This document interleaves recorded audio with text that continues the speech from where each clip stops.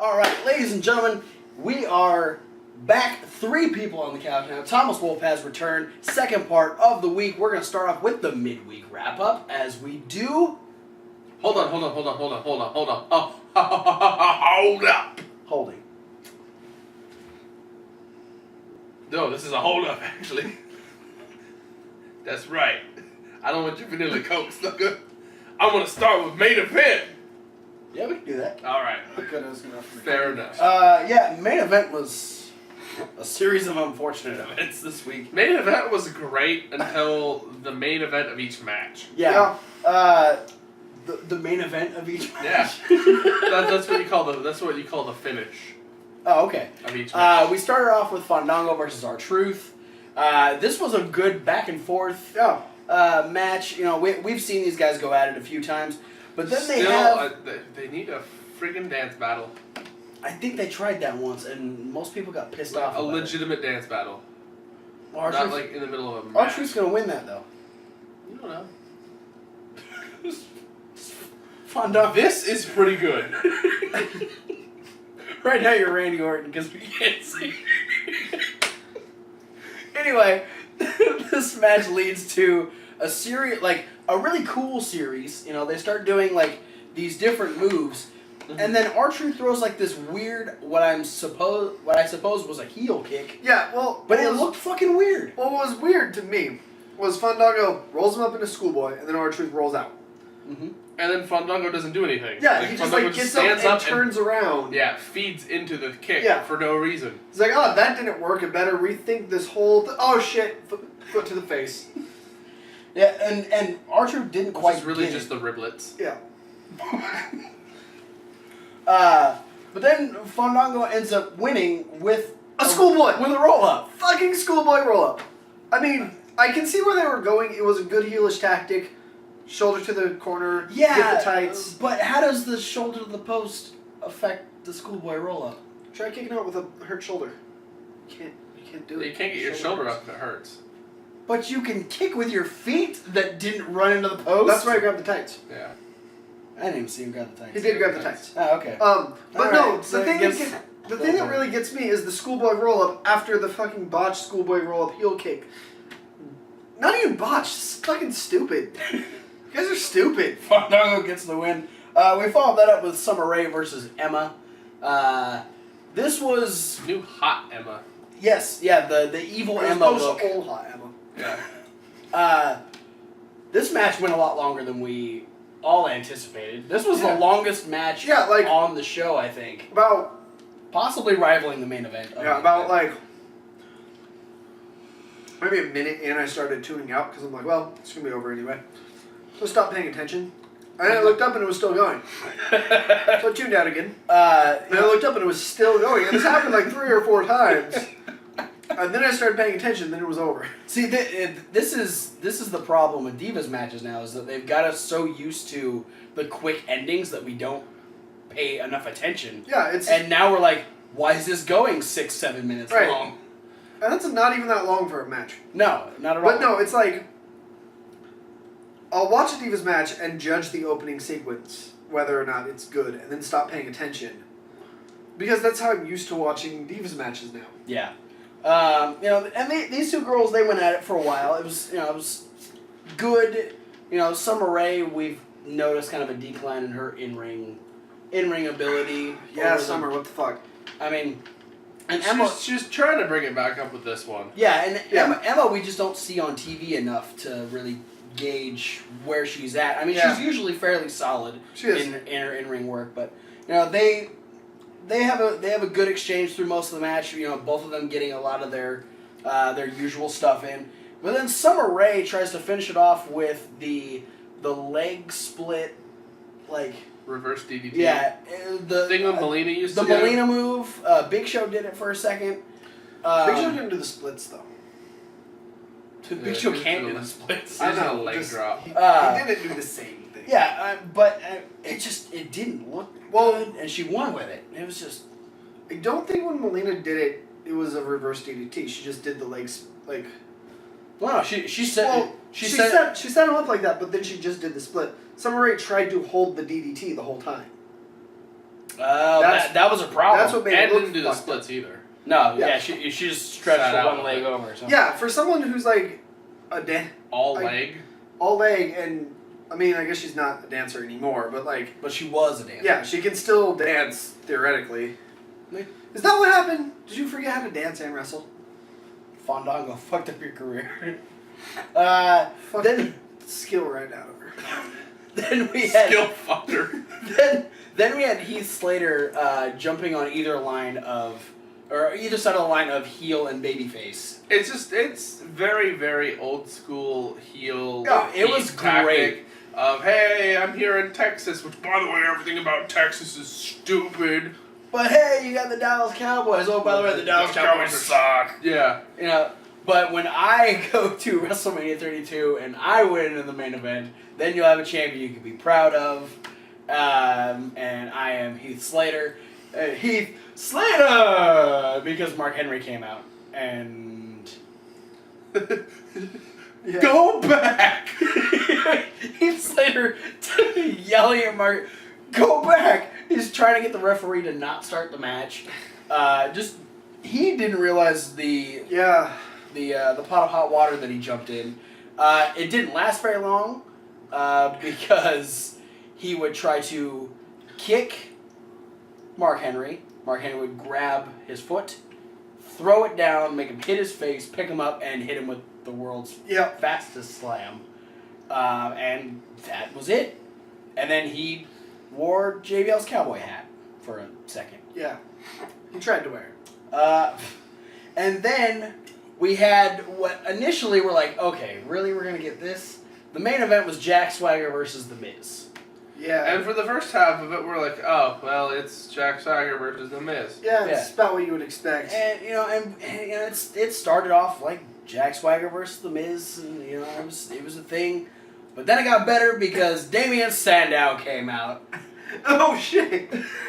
We were all kind of discussing where does Mizdow Sandow go from here? And he starts off by coming out and saying, "Can I indulge? Can I beg your indulgence for a moment?" Yeah, and then Thomas Wolfe lost his mind for a second.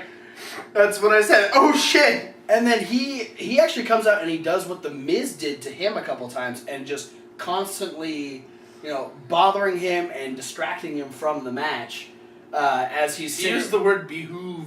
Yeah. I really hope the explanation he gives, if he does, for if he does go back to the intellectual savior, I hope the explanation he gives is, I just remembered that I'm really smart. I was so busy with my dress up that I forgot that I'm an intelligent man. Yeah, my IQ is growing I have an IQ of infinity. Getting smarter by the second. It's a cool trick. All these distractions lead to The Miz getting in the ankle lock, and Miz, watch out for the ankle lock. Yeah, watch out for that. You know what, Miz? If you're smart right now, you need to tap out. You need to tap out right away. Miz taps out. Jack Swagger gets the win. Mizdow has some fun. Yeah. And my favorite Miz bit was when Miz went to the top rope. Yeah. And Mizdow that was where you used the word behoove. Yeah. I was like, you are rotten and something else being on the top rope. It would behoove you to get down right now. Yeah. And then Swagger tossed him off. He got down. Yep. Just not in the way he wanted to. But that was it for main event. We're going to move on to Lucha Underground. Who buried the Luchas? Nobody buried the Luchas. Triple H. How'd they get underground? They dug a hole. I don't know. So they buried themselves. They're not buried. There's no one said that there's dirt on them. But they're under the ground. Yeah. And the ground is usually made of dirt. Yeah, if they're not buried, then they're not really underground. They're just like in a hole. And Lucha in a hole doesn't sound good. Anyway, we open up That's with a different show. We open up with Conan and Puma in Dario Cueto's office.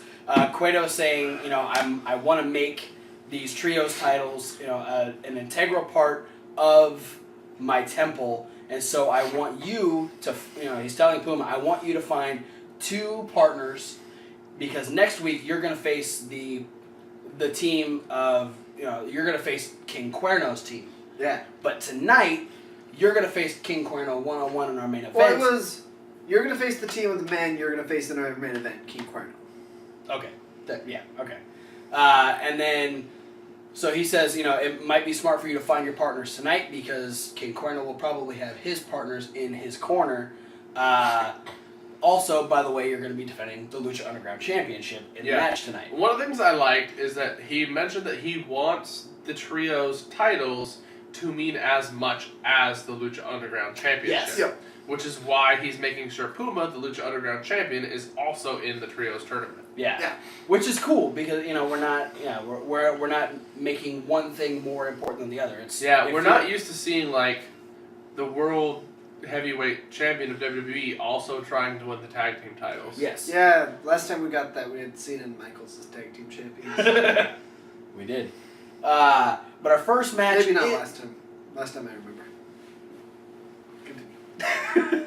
I do remember there was like a Cena Otunga. That was gross. So our first match is trios action. Tournament continuing with the team of Son of Havoc, Ivelisse, and Angelico taking on the impressive team of Drago, Aerostar, and Phoenix. Yeah. And this match was fantastic. It was... Unless you were Angelico. I mean, honestly, you think of like those three from the Technicos team, probably the most impressive trio you could put together as far as aerial ability. They're the three most lucha of Lucha Underground. They are the Lucha-ist. The world's Lucha-ist tag team. But, yeah, Angelico spends the entire match getting kicked in the face. Yeah. And dropped on his head. And dove upon. So many DDTs. Yes. So many head kicks. So many dove upons. And it's a lot of really awesome action. We get the dive spot where Ivelisse keeps trying to dive, and everyone keeps stealing it from her. Yeah. And she dove, and she used a person as a board to dive off of. Yeah. Board to get to the top rope, and then dive off said top rope. And then we had some issues on the Technicos team. We had Aerostar and Drago who are involved in the best of 5 series. Both tied up at 2 apiece. They start shoving each other. Phoenix is trying to break it up and we go, hey, let's focus on the tournament. But we also have the issues on the other side of the ex-boyfriend, ex-girlfriend, Angelico being a dick, all happening at the same time. The end of the match comes. Ivelisse is waiting for a tag from Son of Havoc. Son of Havoc dives, and she says, fuck it. She starts walking away. And literally says, fuck you. Or fuck this, or fuck something, we think. I'm pretty sure. She wasn't mic'd, but it's pretty obvious when you can read the I word thought it was fuck yourself. Yeah. It might have been. It was. If you know what it was, post down in the comments. Yeah, Ivelisse. Yeah, Ivelisse, what did you yell at Son of Havoc before you walked up those steps? But Son of Havoc decides, you know what, I'm not going to let it end like that. And he proceeds to knock down Drago, hit a beautiful shooting star, and win the match for his dysfunctional team. As Ivelisse is leaving and Angelico is recovering from a concussion. Yeah, he gets up and goes, we won? This is awesome. Woo! Who were my partners again? I'm Skater Boy Dean Ambrose. This is a match. So we have Son of Havoc, Ivelisse, and Angelico moving forward in the Trios tournament. Yeah, you guys. My favorite spot, though, really was that elbow drop to the outside where Angelico was like trio-woing himself on the bottom rope. Yeah. Oh, yeah. And I think it was when Phoenix, rope walked halfway across the top rope and did straight down. Yeah. It's not a good match for It's not a good match for Angelico. Then we have a backstage segment. We have Puma is training, and Conan lets him know, hey, I got a great partner for you. We're gonna have Hernandez. It's gonna be awesome. We just need to find one more. Hernandez. We just need to find one more Vato, and then we'll have one more Vato Loco. Vato Loco, and then we'll have a great team. Puma and perfect cinematic motion here. Puma drops down, steps to the side, and Johnny Mundo's standing there. Yeah. And he goes, you don't have. The thing is, Puma found another vato, and it's me. So so now Conan's like, okay, this is fucking weird. And then Puma and Mundo have the Lucha Underground secret handshake, which is a grab the forearms, grab the hands, fist bump, and we're all cool. Like we're all loyal order of the Water Buffalo. I like how each movement of the handshake got a different camera angle. Yeah, it was all separate. And they all had like the really metal clanging sound effect to it. So Conan isn't too psyched about the team, but Puma isn't exactly psyched about Hernandez being on the team. So there's a bunch of issues going into. It's probably just me, but the fact that Puma doesn't talk, and so everything that everyone was. Puma looked really confused to me because he doesn't talk, he's just so silent. He was just looking at everyone, not even confused, just kind of disinterested. Okay, yeah. It's all right, Hernandez. Well, I got Johnny, so. I don't know what Puma's problem with Hernandez is. I'm gonna be completely honest. That's a guy I want on my team. Yeah. He's sketchy. I don't know. Puma knows something that we don't. Puma's why not Homicide? Homicide's currently recovering from shoulder surgery. Oh, that's why. We don't know that. That's why not Homicide. And then in our next match, it was supposed to be. Side note, actually, real quick. Oh, okay. One of my favorite things about this whole segment being revealed is that one of the first things that Cuerno says, I think 2 weeks ago to Hernandez, is that here you won't be held down by your tag team partners. But the very first thing Hernandez gets to do is gets to be the 3-person tag team. Yeah, well, wrestling's never been known for its consistency. Yeah. Speaking of Dario Cueto, we're about to have a match which is supposed to be just friendly competition between Superfly and Sexy Star after the issues with Pentagon Jr. last week. But Dario wants there to be no mercy in this match.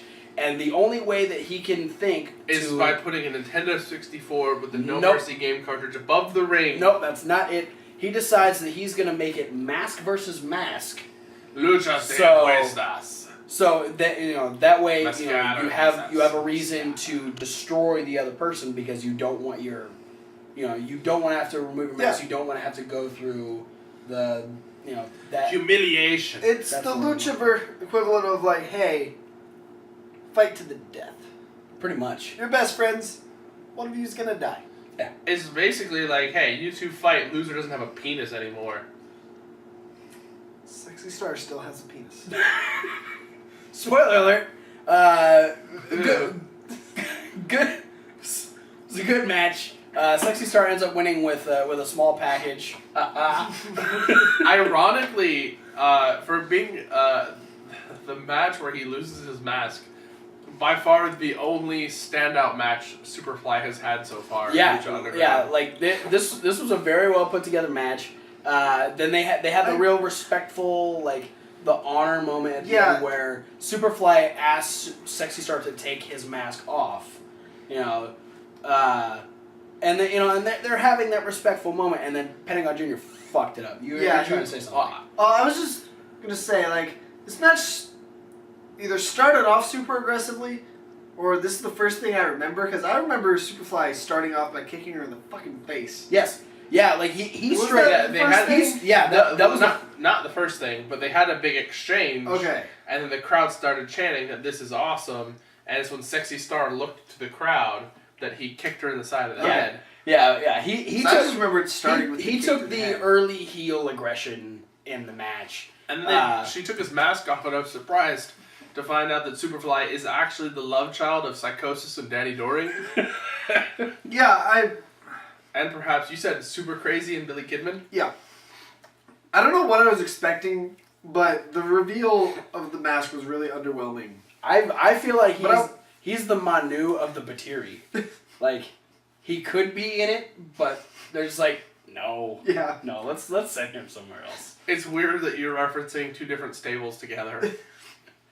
But it makes sense. Yeah. I'm just glad it makes sense. Yeah, Pentagon Jr. kills the Lucha formerly known as Superfly. Yeah. He kills his arm off. Yeah. But after kicking Sexy Star in the face and her tumbling out, then he separates the shoulder, and so now we're gonna get that singles feud that I thought was gonna start this week. After what happened last week, we're gonna be getting Sexy Star versus Pentagon Jr. And then we have our main event where Puma defends the Lucha Underground Championship against King Cuerno. Puma comes out. He's got his team in his corner. He's got Hernandez. Y Johnny Mundo. In his corner. And he's got a Puma head. Just to kind of battle the deer head that Cuerno, I think. It's an 8-point buck. Well, he's like, hey. Whatever. It's like, hey, you hunt deer? I hunt Puma. I hunt my own kind. Just imagine what I do to you. I hunt something that'll hunt me back if I ain't careful. Cuerno comes out. We still don't know who's on his team at this point. He starts to... I know. At this point? At this point in the show. Oh, okay. Not our show, their show. Okay. At this point, he's by himself. We don't know who's on his team. But he gestures. He gestures his to the partners. back, and we get Cage and Tejano. Making this the buffest team. Yeah. The in buffest Trios tournament. 6-person tag match. These which is gonna happen next week. Yeah. Yes. Yeah, next week these two teams will face each other in the Trios tournament. But right now we're getting the Lucha Underground Championship match. While we're on the note of buffness, seeing Hernandez and Johnny Mundo next to each other really illustrates how much bigger WWE guys are than TNA guys. Yeah, because when you see Hernandez in TNA, you're like, oh my god, that guy's a monster. And then he's standing next to Johnny Mundo, and you're like, oh, that dude's tiny. Yeah. Yeah. Like Johnny Mundo could whoop his ass. They're practically the same size, but you look at Hernandez in TNA, and he's big compared to a lot of guys in TNA. You look at John Morrison in WWE, and he's on the small side. Yeah. It's a bizarre contrast when you see them in the ring together. You're just I want to see like Hernandez and John Cena face off. Yeah. Because that's gonna make Hernandez look small. He's gonna look like Chavo. I've always pictured Hernandez as like a John Cena-sized guy. Yeah. Exactly. No, not so much. This was a really cool match because you had the other four guys on the outside all kind of getting involved. There's the issues that, no one on Puma's team other than Conan really trusts Hernandez. And, and Mundo's kind of like, he's kind of looking out for him, but he's working with him at the same time. There's the face-off. You get Tejano whipping his fucking bull rope. They're standing on either side after a big dive to the outside. Where fucking Johnny Mundo... Oh, that was later. Oh, yeah. Okay, so we'll get to that. There's a fucking dive fest on the outside. Everyone's just fucking all over the place. And Mundo gets in the ring like, hey, ref, is it cool? Can I do a cool dive thing? And I was like, sure. The ref doesn't give a fuck. So he does a dive thing. Where they don't pay basically like a springboard moonsault. And he kicks Tejano, kind of shoves Cage, and then elbow drops Cuerno all the way down. Yeah. On the face. Yeah. It was just... direct elbows to faces. It was just... Okay, the refs was like, fuck it, do whatever.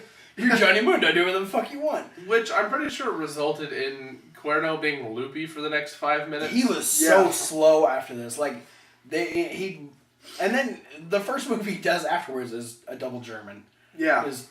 Okay. Well, he does a botch first. Yeah. Yeah, I don't even know what he...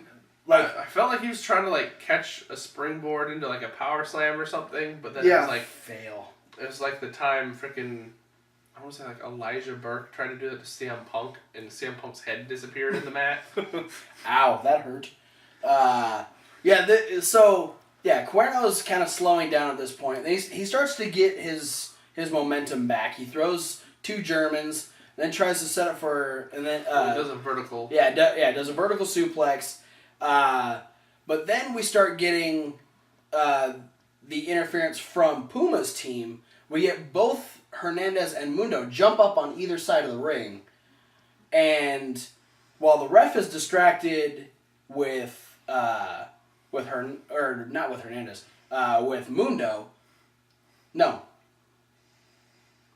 It wasn't Mundo. It was Hernandez and Tejano. Yeah. Because Tejano ends up getting super kicked by Puma, But while the ref is distracted with that, Hernandez like claps his ears. Yeah, whaps Cuerno in the head, and so which isn't gonna help loopy-headed. No, that's just gonna fuck him up more.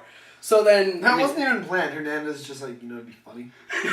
Even if he doesn't actually hit him in the head, just like having that happen right next to your head when you're all loopy and dazed. That's not gonna help any sort of headache. So this puts no one sees this happen. So this puts Puma in control of the match. He ends up hitting 630, pinning Cuerno, gets the 3, and then it's just a bum rush. Everyone's just fucking fighting, except for Cuerno. Cuerno disappeared at this point. Well, probably because he's got a concussion. Yeah. so he's just like, okay, I'm gonna go to the doctor. You guys fight. Luckily, the rest of his team is huge and can fight off 3 guys. Yeah, Cage actually counts as 2 people legally. Well, he had Puma and Mundo both fighting him at the same time. Yeah. He's legally 2 people. Yeah. So we end Lucha Underground. Brian and Cage. Puma's still Lucha Underground champion. Just a fucking brawl, which I'm sure is probably the way we're gonna start their trios match next week on Lucha Underground. More likely.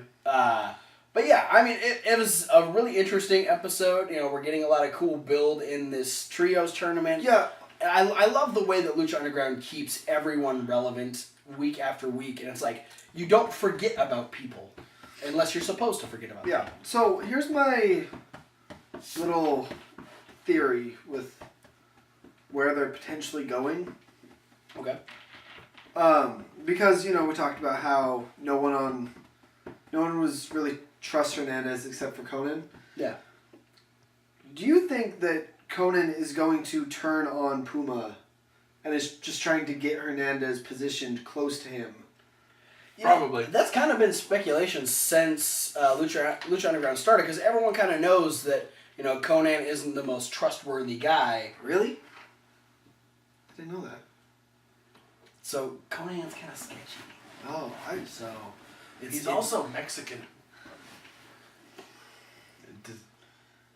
Sketchkin. No, that's a province in Canada, I think. No, it's a city, city in Canada. Yeah, I definitely think if we get a Hernandez versus Puma for the Lucha Underground Championship, I could definitely see that being a thing. Him switching sides and screwing Puma over. I don't think it's it's definitely not gonna happen in this trios tournament, but I don't think that team's gonna make it. Well, yeah, I was wondering though if that might be whether or not the full turn happens, but that idea or that little rift caused by this plan, if it's going that way, is what causes them to lose. I don't think it's gonna cause them to lose. I just think that very much the way we saw this match go is Puma's not going to trust Hernandez in any way, and I think it's gonna divide the team. It's pretty much what I was getting at. Well, it's not. Conan is not going to be the reason. That's not what I said. Oh, okay. I said the plan and the distrust that it causes is what's going to cause them to lose. Yes, we are on the same page. But that was it. Fun. That was it for Lucha Underground. We don't have NXT this week because they just played the tournament from Axxess, which led to Hideo Itami being put in the Honor the Giant Memorial Battle Royal at WrestleMania. So I mean, if you watch NXT, it is cool to see Hideo, going to his first WrestleMania. It's cool, seeing the week that he got to go through. Yeah. I did want to pose a question to you guys based on NXT. Okay. For the longest time, we didn't have a lot of people step up and become, new stars. We got Randy Orton versus John Cena for so long because there wasn't a lot of people to step up to that main event spot.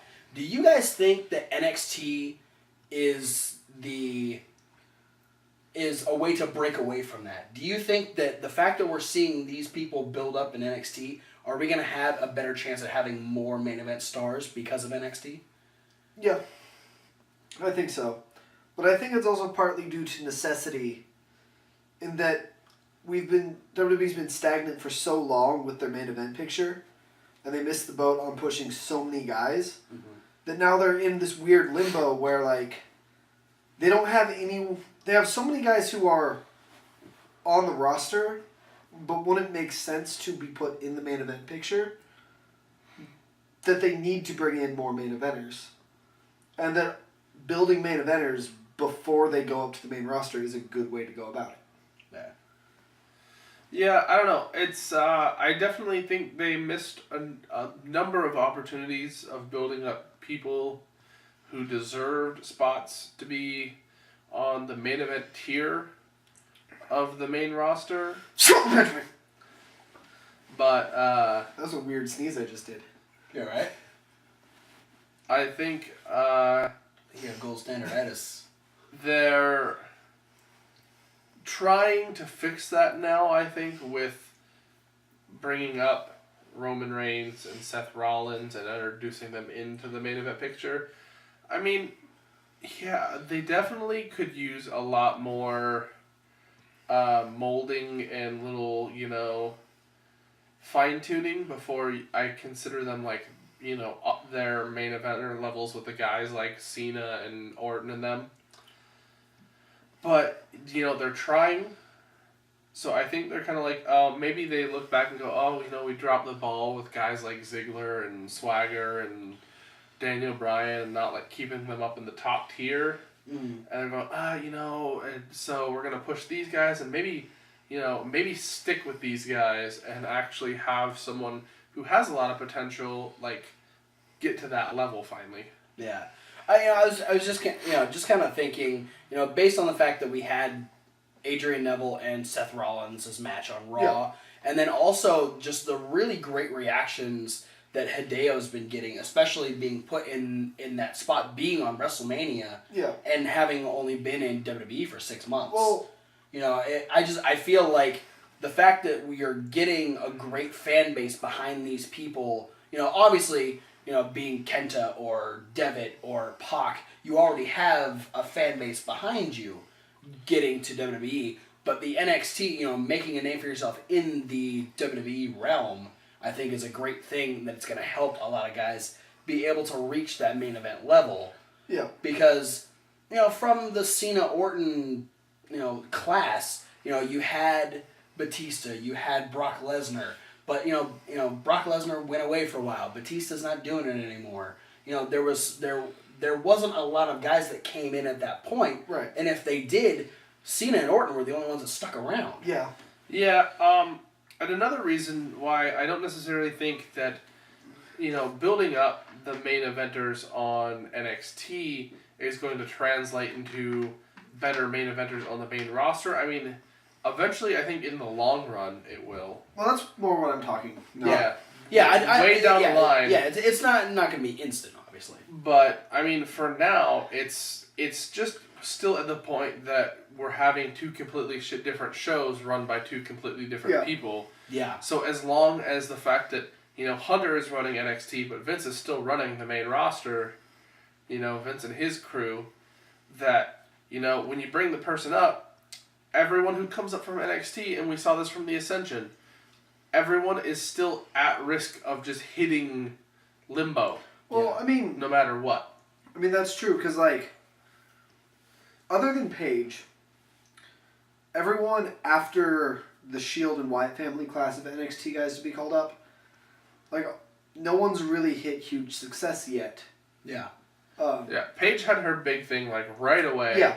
And then, I'm going to say the next best case is Rusev. Yeah. Yeah. I think you got Rose and Woods, the Ascension. Everyone's kind of flatlined. Big E, Bo Dallas. Yeah. They've all really hit. They hit a really low ceiling and they can't get through it because they're not given the proper booking on the main roster because there's so many people. With the exception of the Ascension, all those guys who got called up before NXT really had the fire under it that it does now. And the fact that NXT's as big of a deal as it is, so many people are talking about it and so many eyes are on it, along with the fact that this is Triple H's pet project. And Triple H, say what you will, the fact is he does have a lot of pull and power backstage. Mm-hmm.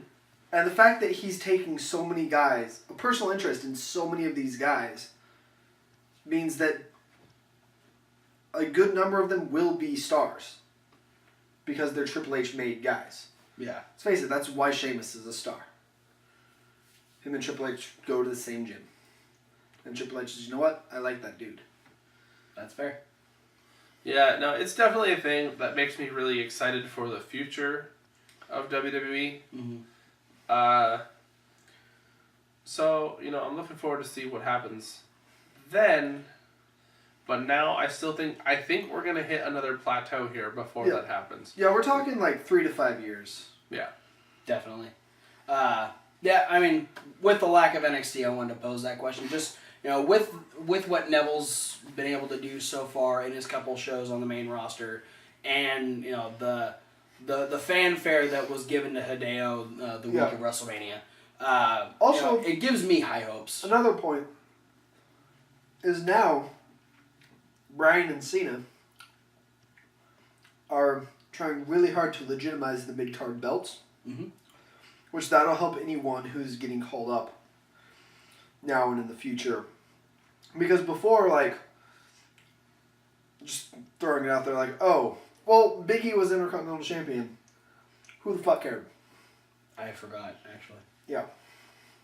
Yeah, that's good too, but I feel like, it's this sort of story that I have in my head that I don't want to have happen. But right now, I feel like we're going to hit the same plane as we did with Cena and Orton with Rollins and Reigns. Yeah. With the occasional hop-in from Brock Lesnar. And Orton. Yeah, and because the fact that we have Cena and Bryan, making this huge run of making the 2 mid-card titles look like such a big deal is that, when you have this plateau you hit where you have the same guys in the main event picture and surrounding the main event picture, talking Big Show, Kane, Ryback, all the guys who are there but usually don't ever, get to the title shot sort of deal. But then everyone else is stuck in that mid-card region too. Yeah. So you're, the fact that you have Harper, Ambrose, Ziggler, Bryan, Sheamus, Wade Barrett, Stardust, Goldust, Cena, R-Truth, all these people in the mid-card, that it puts you at even bigger risk of getting lost in the shuffle. Yeah. No, there's definitely that, but my final point is with, my thing about Cena and Bryan now being champions and now making the mid-card legitimate is now just wrestling for the U.S. title or Intercontinental title at a pay-per-view after a big program. Now that can be enough to make a main eventer. Whereas before, even winning the belt, Dean Ambrose had the U.S. title as a prop for months. Yeah. Uh-huh. Yeah. Yeah, it's that sort of cool prospect of taking a main eventer and giving them those belts. Yeah. So now all of a sudden those belts seem like they're awesome things. Right. And they are, again. Yeah. Well, we can definitely look forward to a great main event picture in a couple of years, and let's hope the Cena Daniel Bryan at the mid card level really helps, flourish. We're getting great matches from Cena, with his open challenge. Daniel Bryan's Intercontinental thing was kind of lost in the shuffle this week. We'll talk about that on SmackDown, but let's hope that this keeps the wrestling level up. Makes it more exciting, and let's hope that it does great things for the main event picture as well. But that is it for the midweek wrap-up. We've got a few more videos. Go back in the playlist. We've got our Raw review. We've got our indie news. Coming up, we've got Streak Week, and we've got the SmackDown Rundown. So I'm excited.